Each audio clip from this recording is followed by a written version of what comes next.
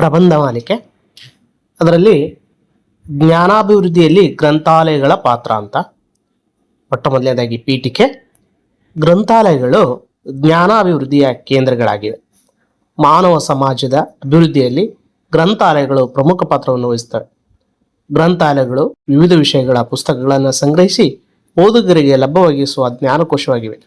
ವಿದ್ಯಾರ್ಥಿಗಳು, ಸಂಶೋಧಕರು, ಶಿಕ್ಷಕರು ಮತ್ತು ಸಾಮಾನ್ಯ ಜನರು ತಮ್ಮ ತಮ್ಮ ಜ್ಞಾನವನ್ನು ಹೆಚ್ಚಿಸಿಕೊಳ್ಳಲು ಗ್ರಂಥಾಲಯಗಳನ್ನು ಬಳಸ್ತಾರೆ.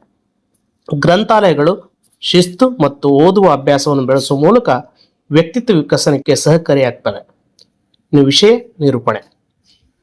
ಜ್ಞಾನಾಭಿವೃದ್ಧಿಯ ಉಗಮ ಸ್ಥಾನವಾಗಿರುವ ಗ್ರಂಥಾಲಯಗಳು ಪ್ರಾಚೀನ ಕಾಲದಿಂದಲೂ ಜನರಿಗೆ ಜ್ಞಾನವನ್ನು ನೀಡುತ್ತಿವೆ. ಗ್ರಂಥಾಲಯಗಳು ಹಲವಾರು ಬಗೆಯ ಪುಸ್ತಕಗಳನ್ನು ಹೊಂದಿರುವುದರಿಂದ ಓದುಗರು ತಮ್ಮ ಆಸಕ್ತಿ ವಿಷಯಗಳನ್ನು ಆಯ್ಕೆ ಮಾಡಬಹುದು. ವಿಶೇಷವಾಗಿ ವಿದ್ಯಾರ್ಥಿಗಳಿಗೆ ಗ್ರಂಥಾಲಯಗಳು ಪರೀಕ್ಷಾ ತಯಾರಿಗೆ ಸಹಕಾರಿಯಾಗ್ತದೆ. ಇತ್ತೀಚಿನ ಸಂಶೋಧನೆಗಳು, ಪ್ರಬಂಧಗಳು ಮತ್ತು ವಿಜ್ಞಾನ ಸಂಪತ್ತು ಗ್ರಂಥಾಲಯಗಳಲ್ಲಿ ದೊರೆಯುತ್ತವೆ. ನಾವು ಪುಸ್ತಕಗಳನ್ನು ಓದುವ ಮೂಲಕ ಹೊಸ ಹೊಸ ವಿಚಾರಗಳನ್ನು ಕಲಿಯಬಹುದು. ಗ್ರಂಥಾಲಯಗಳು ಸಾಹಿತ್ಯ, ವಿಜ್ಞಾನ, ಇತಿಹಾಸ, ತಂತ್ರಜ್ಞಾನ ಮುಂತಾದ ವಿಷಯಗಳಲ್ಲಿ ಮಾಹಿತಿಗಳನ್ನು ನೀಡುತ್ತವೆ. ಕೇವಲ ಪಠ್ಯಪುಸ್ತಕಗಳಿಗೆ ಸೀಮಿತವಾಗದೆ ಗ್ರಂಥಾಲಯದಲ್ಲಿ ದೊರೆಯುವ ಇತರ ಪುಸ್ತಕಗಳನ್ನು ಓದಿ ನಮ್ಮ ಜ್ಞಾನವನ್ನು ಹೆಚ್ಚಿಸಿಕೊಳ್ಬೇಕು. ಗ್ರಂಥಾಲಯಗಳು ಶಿಕ್ಷಣ ಕ್ಷೇತ್ರದಲ್ಲಿ ಪ್ರಮುಖ ಪಾತ್ರವನ್ನು ವಹಿಸ್ತವೆ.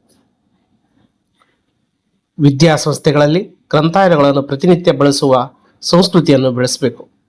ಗ್ರಾಮೀಣ ಪ್ರದೇಶಗಳಲ್ಲಿ ಹೆಚ್ಚು ಹೆಚ್ಚು ಗ್ರಂಥಾಲಯಗಳನ್ನು ಸ್ಥಾಪಿಸುವ ಮೂಲಕ ಅಲ್ಲಿಯ ವಿದ್ಯಾರ್ಥಿಗಳ ಜ್ಞಾನಾಭಿವೃದ್ಧಿಗೆ ಅವಕಾಶ ಮಾಡಿಕೊಡ್ಬೇಕು.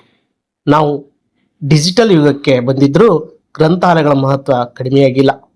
ಡಿಜಿಟಲ್ ಗ್ರಂಥಾಲಯಗಳು ಆಧುನಿಕ ಜ್ಞಾನ ಸೇವೆಯನ್ನು ಒದಗಿಸ್ತವೆ. ಅಂತರ್ಜಾಲದ ಮೂಲಕ ದೂರಸ್ಥ ಶಿಕ್ಷಣಕ್ಕೂ ಗ್ರಂಥಾಲಯಗಳು ಉಪಯೋಗವಾಗುತ್ತವೆ. ಕೊನೆಯದಾಗಿ ಉಪಸಂಹಾರ. ಗ್ರಂಥಾಲಯಗಳನ್ನು ಸದುಪಯೋಗಗೊಳಿಸಿಕೊಳ್ಳುವುದು ನಮ್ಮ ಕರ್ತವ್ಯ.